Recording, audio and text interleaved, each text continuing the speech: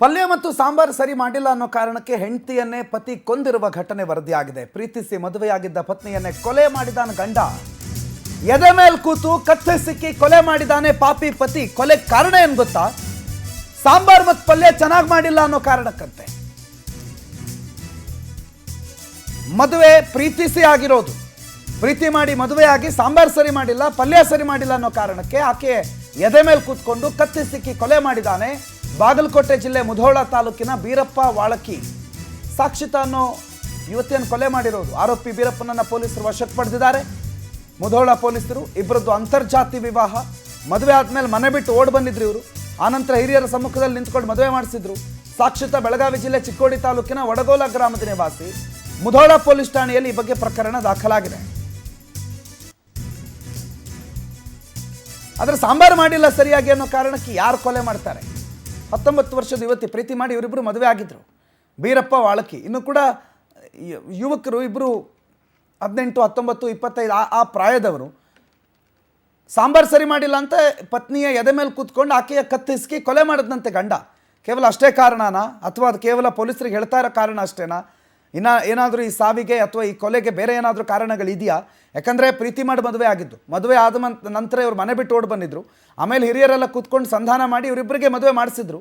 ಆದರೆ ಈಗ ಈ ರೀತಿ ವರದಿ ಆಗ್ತಾ ಇದೆ. ನಿಜಗುಣ ಮಠಪತಿ ಈ ಬಗ್ಗೆ ಹೆಚ್ಚಿನ ಮಾಹಿತಿ ಕೊಡ್ತಾರೆ. ಫೋನ್ ಸಂಪರ್ಕದಲ್ಲಿ ಜಾಯ್ನ್ ಆಗಿದ್ದಾರೆ. ಮಠಪತಿ, ಇದೇನು ನಿಜವಾಗ್ಲೂ ಬರೀ ಸಾಂಬಾರು ಮಾಡಿಲ್ಲ, ಸಾಂಬಾರು ಸರಿಯಾಗಿಲ್ಲ ಅನ್ನೋ ಒಂದೇ ಕಾರಣನಾ, ಅಥವಾ ಬೇರೆ ಏನಾದರೂ ಜಗಳ ಏನಾದರೂ ಇತ್ತ ಇವರ ದಾಂಪತ್ಯದಲ್ಲಿ? ಏನಾದರೂ ಮಾಹಿತಿ ಇದೆಯಾ ಆ ಬಗ್ಗೆ? ಪ್ರಣತ್, ನೀವೇನ್ ಹೇಳಿದ್ರಲ್ಲ ಇವಾಗ 100ಕ್ಕೆ 100 ಸತ್ಯವಾದ ಮಾತು. ಇದೀಗ ಬಾಗಲಕೋಟೆ ಎಸ್ ಪಿ ಅಮರನಾಥ್ ರೆಡ್ಡಿ ಅವರು ಕೂಡ ಒಂದು ಪ್ರಕರಣದ ಸವಿಸ್ತಾರವಾದ ವರದಿಯನ್ನ ಪಡೆದುಕೊಂಡು ಮಾಹಿತಿಯನ್ನ ನೀಡಿರ್ತಕ್ಕಂಥದ್ದು. ಇದರ ಹಿನ್ನೆಲೆ ಬರೀ ಹೆಸರಿಗೆ ಮಾತ್ರ ಇದು ಸಾಂಬಾರ್ ನಿಮಿತ್ತವಾಗಿ ಈ ಒಂದು ಪ್ರಕರಣ ನಡೆದಿದೆ ಅಂತಕ್ಕಂಥ ಒಂದು ಮಾಹಿತಿ ಸ್ಥಳೀಯವಾಗಿ ಅಲ್ಲಿ ಹೊರಹೊಮ್ಮಿರ್ತಕ್ಕಂಥದ್ದು. ಆದ್ರೆ ಇದರ ಹಿನ್ನೆಲೆ ನೋಡಿದಾಗ ಪೊಲೀಸರು ಏನು ಆ ಒಂದು ಸಾಕ್ಷ್ಯದ ತಂದೆಯ ದೂರಿನನ್ವಯ ಪ್ರಕರಣ ದಾಖಲಿಸಿಕೊಂಡಿರ್ತಕ್ಕಂಥ ಮುಧೋಳ ಪೊಲೀಸರು ಒಂದು ತನಿಖೆಯನ್ನ ನಡೆಸಿದಾಗ ತನಿಖೆಯಿಂದ ಹೊರಬಿದ್ದಿರ್ತಕ್ಕಂಥ ವಿಷಯನೇ ಬೇರೆ. ಯಾಕಂತಂದ್ರೆ ಇವರು ಪ್ರೀತಿಸಿ 2 ವರ್ಷದ ಹಿಂದಷ್ಟೇ ಮದುವೆ ಆಗಿರ್ತಕ್ಕಂಥವ್ರು.